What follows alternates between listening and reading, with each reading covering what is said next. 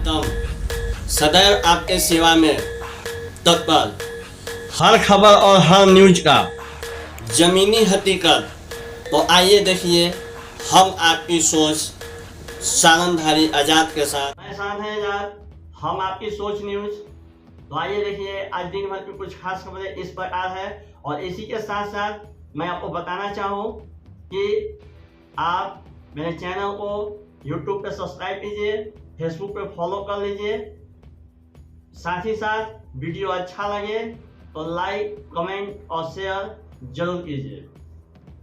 भूषण तिवारी बाबा हमारे वक्ता हैं श्री विनोद सिंह जी पगवा के मुखिया जी, नागदेव सिंह जी हैं, पूनम सिंह जो स्वर्ण क्रांति के राष्ट्रीय अध्यक्ष हैं, प्रशांत सिंह जी हैं, राम सिंह जी हैं, निर्मल सिंह जी हैं, अजय सिंह जी हैं, नीलेश सिंह जी हैं, कुणाल तिवारी जी हैं, विनोद सिंह जी हैं, सहयोगी हमारे आदरणीय सहयोगी जी हैं, विश्वजीत प्रताप क्षत्रिय कहने से जिला अध्यक्ष जी हैं, अजय सिंह, संजय शुक्ला, मनोज सिंह जी हैं। अब हम आगे इंद्रभूषण बाबा से विनम्र आग्रह करेंगे कि आप यहाँ मंच पे आएं और इस काले कानून के विरुद्ध में अपना वक्तव्य रखें। ICC कानून के खिलाफ आप लोग आज प्रदर्शन कर रहे हैं, क्या कुछ कहेंगे? आप सभी को चैनल पे मैं आप सभी के चैनल को मैं स्वागत करती हूँ और इस चैनल के माध्यम से मुझे जितने लोग देख रहे हैं आप सभी को प्रणाम। आज हम लोग राष्ट्रीय स्वर्ण क्रांति सेना के बैनर तले आरा रमना मैदान के सामने बैठे हुए हैं। तो सबसे पहले तो हम लोग सुप्रीम कोर्ट के पूरे स्वर्ण समाज जीवन आभारी है। उन्होंने UGC जैसा काला कानून का विरोध किया, बल्कि रोक दिया गया है। हम लोग सभी लोग तहे दिल से धन्यवाद देते हैं सुप्रीम कोर्ट के। और आज यहाँ बैठने का उद्देश्य यह है कि हम लोग उम्मीद करते हैं और विश्वास है कि हमारी सुप्रीम कोर्ट जो 19 मार्च को जो निर्णय लेने की अगला तारीख दिया है उस पर निश्चित ही समाज और देश के, क्योंकि ये लोकतंत्र है और देश के हित में ही निर्णय लिया जाएगा, बल्कि किसी जाति और धर्म को लेकर नहीं।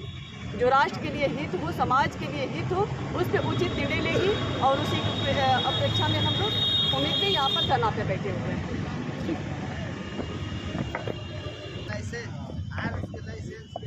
UCG एक्ट का आप लोग विरोध कर रहे हैं? जी, आज हम लोग सब लोग यहाँ पर उसी कार्य के लिए एकत्रित हुए हैं। क्या विरोध हो रहा है इसका? नहीं, अब जो हमारी अध्यक्षा है इन्होंने जो कहा उससे इतर नहीं है। हमारा मांग है, समाज है, समाज में सबको जीने का और रहने का, खाने पीने का स्वतंत्रता है। हम किसी का कभी आरक्षण के विरोध में कोई विरोध नहीं किए। आज हमारे ऊपर बना है, हम चाहें कि हमारे कार्यक्रम में कोई हस्तक्षेप न हो, समाज में समानता बनी रहे। और मैं धन्यवाद ज्ञापित करता हूँ सुप्रीम कोर्ट के माननीय न्यायाधीश को, जिन्होंने इसको स्टे किया है। और मैं पूरे जोर शोर से आग्रह, पूरा सबल समाज आग्रह करेगा कि इस पर सुप्रीम कोर्ट की जो दूरदर्शिता है बनी रहे, ताकि आने वाले कल में सारे हमारे नौजवान छात्र युवा या हमारा समाज ऐसे काला कानून से बचे। नहीं तो यह समाज में दुराव पैदा करेगा कानून। अगर यह लागू होगा, किसी को होने नहीं देंगे हम लोग। लेकिन बाई द वे अगर सरकार आती है इस पर, तो फिर हम लोग सरकार को भी उखाड़ फेंकने का भी हौसला रखते हैं। इसलिए हम यही चाहेंगे कि सरकार इस पर पुनर्विचार करे और ये जो काला कानून है उसको वापस लिया जाए। UGC कानून का आप लोग विरोध कर रहे हैं, आज आप लोग धरने पर हैं, क्या कहेंगे? देखिए, UGC कानून जो हमारा है वो केंद्र सरकार लाई है। ये जातिवाद सारे छात्रों को बांटने के लिए एक षड्यंत्र होता है, ठीक है।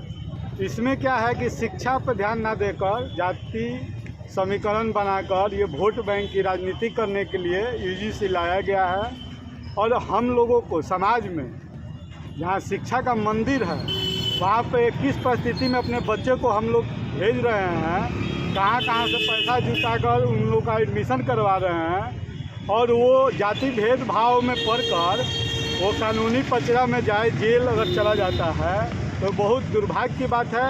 ऐसा कानून हम लोग नहीं चाहते हैं। कानून ऐसा हो कि सबका एक साथ समन्वय हो और सामाजिक रूप से सबका सहयोग मिले उस कानून से।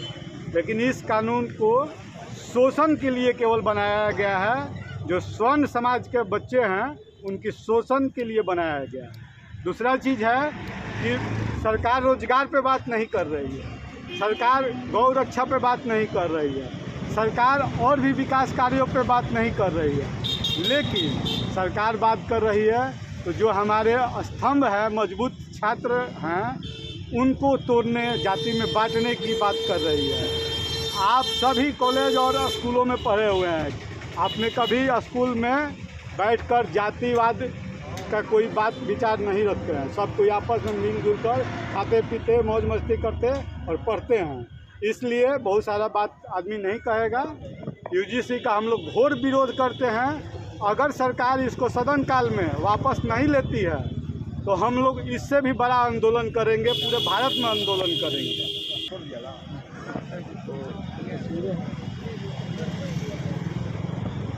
भोजपुरिया जनता पार्टी के आप राष्ट्रीय अध्यक्ष हैं भरत जी, आप भी इस धरने में शामिल हुए हैं, क्या कुछ कहेंगे?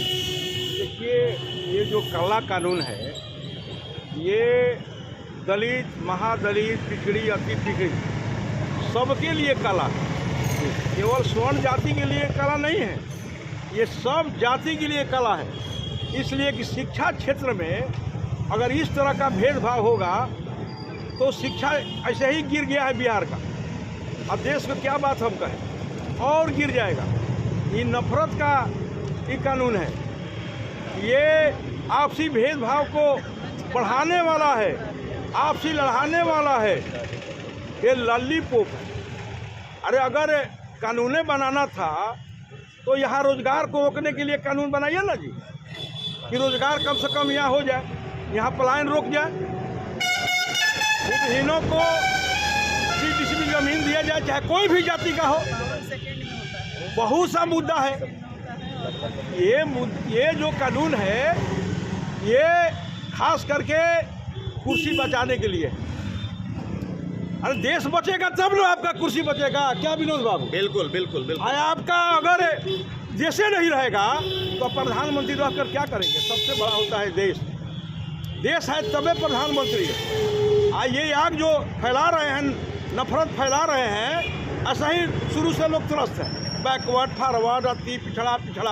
अब बताइए शिक्षा क्षेत्र में, तो शिक्षा क्षेत्र में अगर इस तरह का भेदभाव होगा तो पढ़ाने वाला का भी डर रहेगा और पढ़ने वाला भी डर खत्म हो जाएगा कि कोई मार नहीं पाएगा, कोई डांट नहीं पाएगा, तो क्या पढ़ाएगा?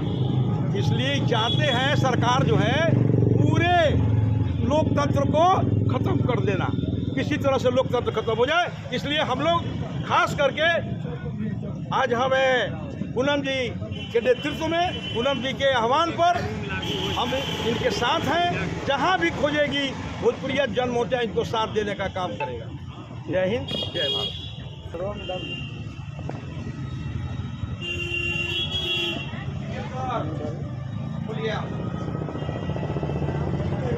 आप छात्र हैं और इस कानून के आने के बाद क्या कुछ आपको लगता है?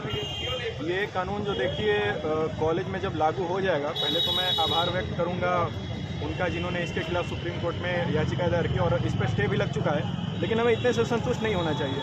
हमने अपील इसलिए दायर की थी कि वो कानून वापस लिया जाए, स्टे लगाने के लिए नहीं किया गया था। स्टे लगाना मतलब बाद में वो वापस आ जाएगा। सुप्रीम कोर्ट ने इसे अब तक असंवैधानिक घोषित नहीं किया है। हम चाहते हैं कि उसे असंवैधानिक घोषित करके इस कानून को वापस लिया जाए। नहीं तो इसे आने से जो बिल का नाम है, जो एक्ट का नाम है कि promotion of equity in higher education institutions, इसका कोई अर्थ नहीं रह जाएगा, क्योंकि ये इक्विटी को बढ़ावा नहीं देगा, समानता को बढ़ावा नहीं देगा, ये भेदभाव को ही बढ़ावा देगा और हम लोग को उससे यही सीखने मिलेगा।